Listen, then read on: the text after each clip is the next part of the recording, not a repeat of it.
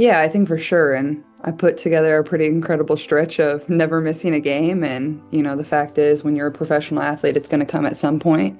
That's just how it goes. I think it's honestly taught me more than I've probably ever learned through the course of my career of, how to take care of your body, how to get right, how to stay healthy, and then just taking time for yourself. Like, obviously, being hurt is an incredibly isolating thing, and you don't really understand it until you go through it. And then I think the challenge for myself was just, it was one injury and then it was like a little better and then it kind of continued to compound and get worse and, other things pop up. And then I had the ankle injury. So it feels nice to finally be back to 100%. And in a way, at the end of the WNBA season, like obviously I did everything I could to try to be able to come back and, be able to play for my team. But, it just didn't really work. I think that was almost a way of relief for myself, just knowing that, I gave everything I could to possibly try to play, but my body just wasn't really letting me. And then, I continued to rehab and now feeling back at 100%, it honestly took probably longer than I expected, but knowing my body's in a really good spot. And, I think more than anything, it just teaches you how to be a really great teammate and a really good leader